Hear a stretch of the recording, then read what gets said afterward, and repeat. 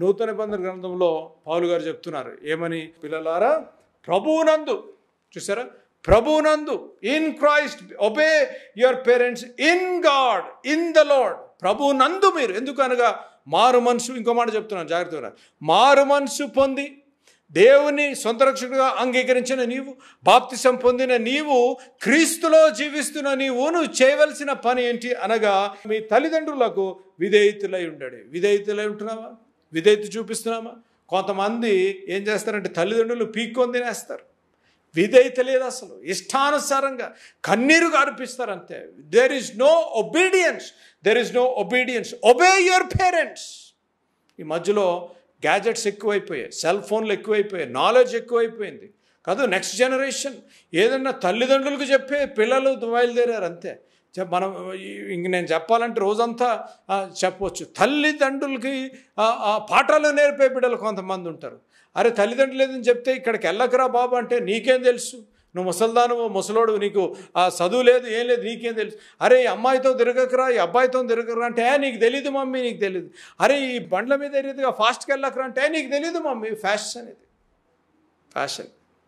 ఒక ఉదాహరణ గుర్తొస్తుంది. ఒక తల్లి ఫోన్ చేసింది నాకు.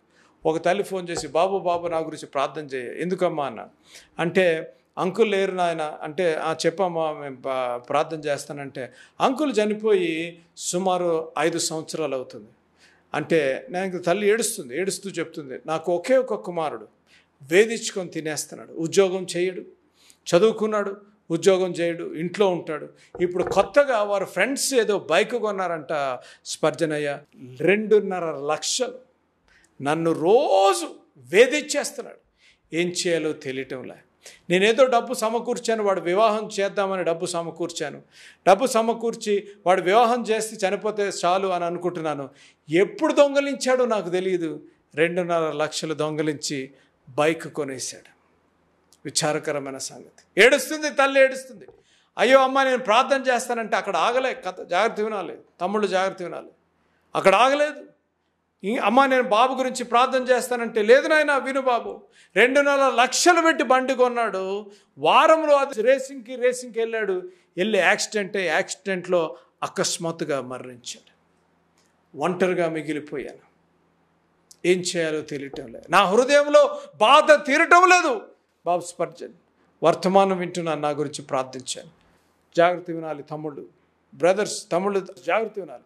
మీరు చేసే పనులు that will reflect on the parents. నేను ఎప్పుడు ఒక మాట చెప్తా ఉంటాను, తల్లిదండ్రులకు బిడ్డలను సమాధి చేయడం it's one of the most difficult thing. జాగ్రత్త. ఈరోజు వర్తమానం వింటున్న నీవు తల్లిని వేధిస్తున్నావా? తల్లిని కన్నీరు పెట్టిస్తున్నావా? నీకు ఆశీర్వాదం కాదు. తల్లి హృదయాన్ని గాయపరుస్తున్నావా? నీకు దీవెన కాదు. ఈరోజు ఒక తీర్మానం చేసుకోవాలి. అన్న ఈరోజు ఈ వర్తమానం నేను విన్నాను, ఈ రోజు నుంచి తల్లిని నేను గౌరవిస్తాను. The formula for success is respect your parents, honour your parents. The formula for success, నువ్వు దీవించబడాలి, నువ్వు అభివృద్ధి చెందాలి అనగా నీ తల్లిదండ్రులను సన్మానించాలి. ప్రత్యేకంగా నీ తల్లిని నువ్వు గౌరవించాలి, నీ తల్లిని నువ్వు సన్మానించాలి. అప్పుడు దీర్ఘాయుష్గా ఉంటావు కదా. దేవుని వాక్యం చెప్తుంది, గాడ్స్ వర్డ్ ఈజ్ సేయింగ్, నువ్వు దీర్ఘాయుష్గా ఉండాలి, నువ్వు దీవించబడాలి అనగా నీ తండ్రులను సన్మానించాలి. సన్మానిస్తున్నామా? ఈరోజు సన్మానించకపోతే ఒక తీర్మానం చేసుకుందాం. అన్న నా హృదయము, దేవుడు పరిశుద్ధాత్మ దేవుడు నా హృదయంతో మాట్లాడాడు. నా తల్లి నన్ను ఎంతగానో బాధపడుతుంది, అనరాని మాట్లాడుతుంది, నన్ను వేధిస్తుంది, నా హృదయాన్ని గాయపరిచింది. కానీ మీరు చెప్పిన మాట, నేను దేవుని కుమారుడు, దేవుని కుమార్తెను కాబట్టి, దేవుని రక్తము చేత కడగబడి నేను క్షమించబడ్డాను కాబట్టి, నేను బాప్తిసం పొందాను కాబట్టి, నేను దేవుని బిడ్డను కాబట్టి, నేను దేవుని చెప్పిన రీతిగా నేను ఫాలో అవుతాను. దేవుడు నన్ను సన్మానించమన్నాడు, నేను సన్మానిస్తాను.